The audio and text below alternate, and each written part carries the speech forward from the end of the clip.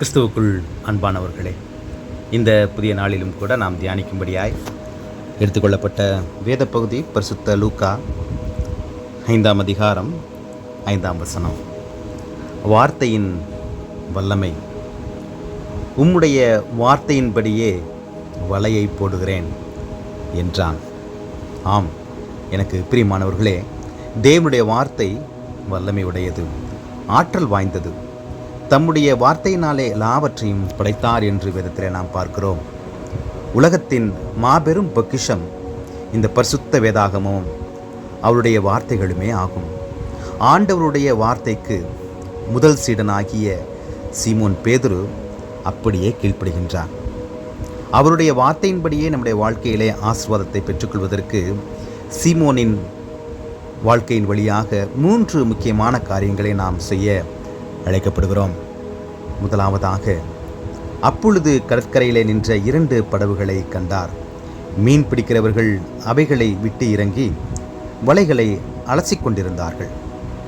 நாமும் கூட நம்முடைய வாழ்க்கையை குறித்து அனுதினமும் அலசி ஆராய்ந்து பார்க்க அழைக்கப்படுகிறோம்.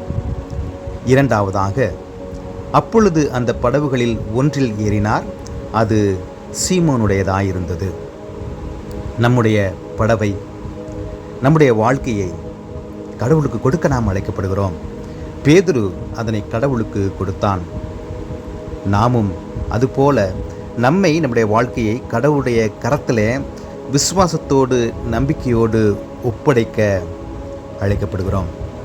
மூன்றாவதாக, அதற்கு சீமோன், ஐயரே, ராம் முழுவதும் நாங்கள் பிரயாசப்பட்டும் ஒன்றும் அகப்படவில்லை, ஆகிலும் உம்முடைய வார்த்தையின்படியே வலையை போடுகிறேன் என்றான்.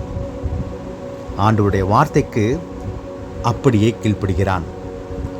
இதுவரை தன்னுடைய வாழ்க்கையிலே நடந்த ஏமாற்றமான சூழ்நிலைகளை அவன் அந்த இடத்திலே மறந்துவிட்டு ஆண்டவருடைய வார்த்தைக்கு அப்படியே கீழ்ப்படுகிறான். அந்தப்படியே அவர்கள் செய்து தங்கள் வலை கிழிந்து போகத்தக்கதாக மிகுதியான மீன்களை பிடித்தார்கள் என்று வேதத்தில் நாம் பார்க்கிறோம். ஆம், எனக்கு பிரியமானவர்களே, நாமும் கூட பேதுருவின் வாழ்க்கையிலே நடந்த அதே நிகழ்ச்சியை கருத்தில் கொண்டு அனுதினமும் நம்மை நாம் ஆராய்ந்து பார்க்க, அதனைத் தொடர்ந்து நம்மை நாம் ஆண்டவருடைய கரத்திலே ஒப்புக் கொடுக்க, இதுவரை நடந்த நிகழ்வுகளை குறித்து நாம் வேதனைப்பட்டு விடாதபடிக்கு ஆண்டவருடைய வார்த்தைக்கு அப்படியே கீழ்ப்படிய, அதன் வழியாக நிறைவான நன்மைகளை பெற்றுக்கொள்ள, மிகுதியான நன்மைகளை பெற்றுக்கொள்ள தேவன் தாமே நமக்கு கிருபை அளிக்கட்டும். அவருடைய வார்த்தைக்கு கீழ்ப்படிய, நம்மை நாம் ஆராய்ந்து பார்க்க, நம்மை நாம் கடவுளிடத்திலே கொடுக்க, இந்த இடத்திலே கூட நாம் ஒரு புதிய தீர்மானத்தை எடுத்துக்கொள்வோம். தேவன் தாமே அது போன்ற கிருபைகளை நம் ஒவ்வொருவருக்கும் கட்டளையிடுவாராக. ஆண்டவரை நோக்கி நாம் பிரார்த்தனை செய்வோம். கிருபையும் இரக்கமும் நிறைந்த எங்கள் அன்பின் கடவுளே, புதிய நாளுக்காய் நாங்கள் நன்றி செலுத்துகிறோம். எங்களை நாங்கள் ஆராய்ந்து பார்க்க, எங்களை உம்முடைய கரத்திலே ஒப்புக் கொடுக்க, உம்முடைய வார்த்தைக்கு அப்படியே கீழ்ப்படிய ஒரு ஆவியை உம்முடைய பிள்ளைகளுக்கு நீர்த்தாமை கட்டளையிட்டு அதன் வழியாக நிறைவான மிகுதியான நன்மைகளை பெற்றுக்கொள்ள இந்த நாளிலும் கூட உம்முடைய பிள்ளைகளுக்கு நீர்த்தாமை பரத்திலிருந்து இறங்கி நன்மைகளை, கிருபைகளை, ஆசீர்வாதங்களை கொடுக்கும்படி மீட்பெரும் இரட்சகருமாகிய இறைமகன் இயேசு கிறிஸ்துவின் வழி ஜெபிக்கிறோம் எங்கள் ஜீவனுள்ள அன்பின் கடவுளே. ஆமென்.